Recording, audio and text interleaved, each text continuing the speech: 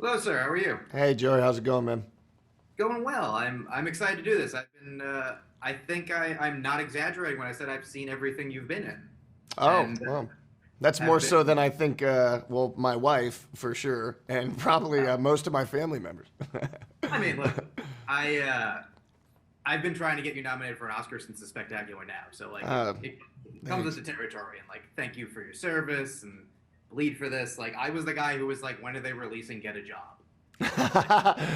4 years after we finished it. Oh, yeah, by the time like you watch, you go, oh, Mark Maron, the podcast guy, not like oh, the stand-up comedy. I Like know, you I guys are know. I mean, but that's sort of I think the thing about having a longevity in an industry where like if you look at the 10 people up for whatever the first couple of roles are, how many of them aren't working anymore? How many of them are on a thing that nobody wants? Like it's just the luck of the draw and the odds. Like no matter what, being able to keep being in things is always something. And I think this is such an exciting change. Not even change. 'Cause I think it's a perfect role for you, but to I think I'm just curious. Like, how do you choose what's next? Because I imagine there are a lot of roles that come your way, and you have to filter out like what's not good or what's not something you like. Like, how do you balance what your taste is with what you think you do well or what you think is a fit? Yeah, no, and I appreciate everything you said, and I agree with you that longevity, that ends up being the thing that I think in a lot of ways your contribution to the craft or your career is probably defined by. And for me, I've been fortunate enough to where I don't have to. I mean, there's certainly been one or two moments where I was like, I need to do something, or I'm not going to be able to, pay, the bills. And I think that's a factor. If you're fortunate enough to not have to count that as such like a strong matter of decision as far as whether you're going to do something or not, then you can really completely go after it as just a truly artistic and personal enterprise. I I love acting, and when I'm on something like this or a lot of these other projects I've been able to do, I feel very fortunate, and it's something that satisfies me beyond anything could really obtain in my personal life, because the acting portion of it, you get to express yourself in certain ways that just if you were to do that in life, well, A, you might get arrested, or people might say, what do you do? Being a little dramatic, Miles. So yeah, I think it's a wonderful job to have, and at the same time, I really enjoy my personal life as well. So especially the older I get, it takes the right combination of script, director, actors, and all of these things. And I try and only do stuff that really checks all those boxes. Um, it doesn't happen all the time, but when something comes along that's as rich as this show, then yeah, that was a very easy decision to make. Oh, yeah, because there's nothing wrong with people who are like, well, this pays a lot, I want to do it. Like, we should all have that. Yeah, Money is great, and as yeah, someone who has none, I'm a fan of it. But but you also, like you said, you want to be in the right combination. There's all whatever you want to call that, a paycheck or whatever, are not created equal. There are ones mm, that look like a ton of fun, and there's ones where you're like, there's no amount of money that's worth being that upset all the time or yeah, being stressed all the time because, like you said, you're able to work out emotions or just like fulfill things that you feel inside, and you want to be able to do that in an environment that's supportive of it. And whether it's a giant movie where there's nothing but money and there's never time, but like there's stuff, or you're sitting on a trash can because there's no money and we got 2 weeks to do this. If you feel like this is a safe space to do it, you're getting something out of it. And if you don't, how can it be worth it? It makes a lot of sense. yeah, and to your point, I mean, I think it's really, if you're on set and you have a great script and you're working with great actors, and the director is not a jerk, and the director sees you as a collaborator and not just kind of a pawn to his vision, then it's incredible. And there's no place else I'd honestly rather be.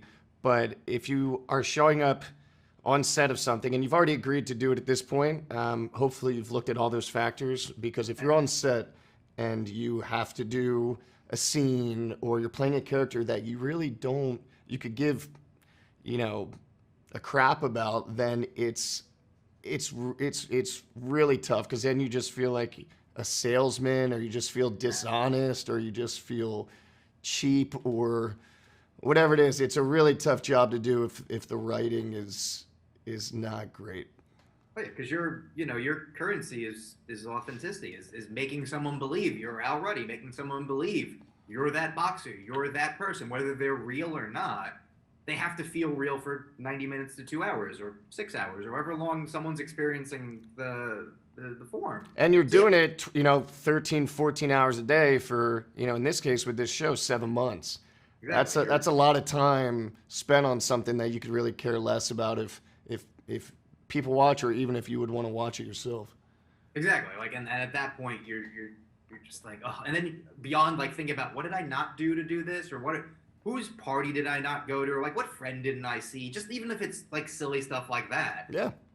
it's also the wrong mind space. Like you want to be able to be all in on whether it's a completely ridiculous thing or it's a completely serious thing. You want to be able to be like, this is the only thing I want to be doing right now, and it's clear that this is that also because it's just such a rich world you guys are all building. You and Juno, everyone, just it feels like a time capsule while still being like wildly entertaining, which is hard. It's not easy to do.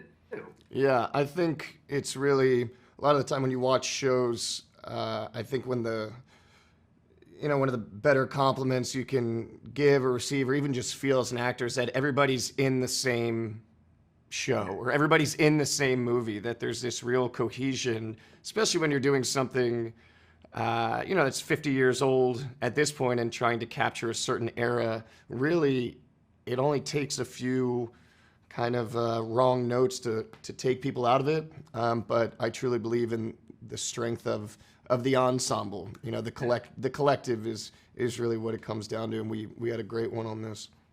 When you're playing someone who people have interacted with in the world, and you've done it a couple of times, how much do you lean on that, or do you treat it similar to like, okay, I'm creating my character in a spectacular now, or in any of, even if it's something silly like 21 over, just like I can make this person who I see when I read them on the page. How much do you balance that out? Because obviously your instincts have to be first and foremost, otherwise why are you in the role?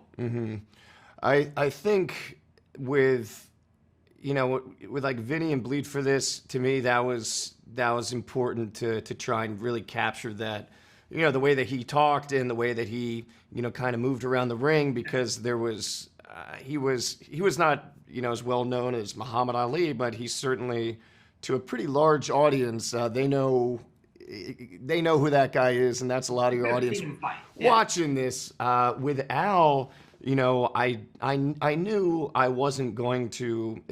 I was never going to do kind of an imitation, and there really wasn't anything that I felt I had to mimic him exactly. But he did come from a certain part of the country, which is a part of the country that I grew up in for a long time. I think it creates a certain energy to you when you are from kind of the Northeast. So that was yeah. So that was something that I was more than happy to kind of wear. But yeah, I felt like I had freedom, and for me the most important thing is was capturing his essence and understanding the motivation behind things, which should those are pretty kind of basic questions hopefully you ask yourself when you're playing somebody. But it was nice to get the seal of approval from Al and his and his family. Well, that's the thing. If he watches it and goes, yeah, that could be me. What else do you really want? Because Yeah. You're never going to sound 100% like the person. There's always going to be a difference in cadence, or even just the way you process information. How long you take to respond to the other person is probably going to be closer to how you do it than how someone else does it. But does it feel like this person could be from somewhere? That's way more important. I remember when I was in college, I went to college out on Long Island, and nobody thought I was from Brooklyn until I did something. It wasn't necessarily speaking. It was, oh no, we get it. You're from Brooklyn. It was the way you looked at a stranger talking to you. I like, or just like I was upstate with my ex girlfriend, and like someone knocked on the door just to like say hello, and I was like, "What do you want?" Kind of. Yeah. Nobody does that. Like, what do you like? I don't get it. She was like, "No, they're friendly." I was like, "Do we need a Yeah. gun?" Like, I don't know what's going on out here. That's way more capturing the person as opposed to a mimicry. But I think what you do so well with Vinny was a great example too of like you feel like you're watching the person, but you can still appreciate the actor. And I think that's a real fine line is being able to see the work because I think you want people to see the work. It shouldn't be just effort, but if they can't see that you're performing, I think in a way you don't get appreciated in the right way either. Yeah. Well, thank you. I think it's for me, as an audience, when I'm watching something, I just always, I want to feel like a fly on the wall. So that's, yeah. I mean, there's a lot of stuff going on when you're on set, but for me, it's always about the scene partner and. Yeah, I think people do want to feel a bit, voyeuristic when they're watching. The worst thing, I had a teacher in college. He said, "Acting's a hell of a profession until someone catches you doing it," and so that was kind of something I thought was a nice little anecdote. Oh yeah, like you never want it to seem like you could just see like your fists are bundled and you're trying super hard, but I feel like people should know like okay there is an effort level going on here like they you didn't roll out of bed and be like okay I'm gonna go fly planes with Tom Cruise like I did something to get ready for this and like I want you to understand it like you see on set the people who are doing all the work that never gets seen like so like who has more of an appreciation of like the gaffer than an actor is like oh that's how that works like I'm not no one's gonna see that but I think it's sort of cyclical you want the audience to know what you're putting into it not that it was just like oh, actors, they just show up and it's fine and they get paid a lot of money. Like, well, we do get paid, but like, I treat this like a job. I put an effort out and like, I hope that it's appreciated. It's only fair to want to feel appreciated, I think. Well, and I think hopefully, with the, acting's a unique art. Obviously, you can look at certain paintings and say, I can never do that. Or you can hear somebody play an instrument and you can say, I can never do that. But hopefully, when you're watching, with acting, really we're just, a mirror to society, and we should feel because we're saying words that are not our own, we're doing this and that, whatever, and playing somebody else. But hopefully, I would have no problem if I'm watching something and somebody says, I think I could do that. Good, I hope that I remind you, of somebody that you've met. That's the point. Oh yeah, because we all make pretend. We all do it for free until we at some point have to get a job, and then if you can do it as the job and you're good enough that people want to see you do it, like that's the thing. Do they want to? Yeah. Do they want to watch? Do they want to watch you doing it? Because at a certain point,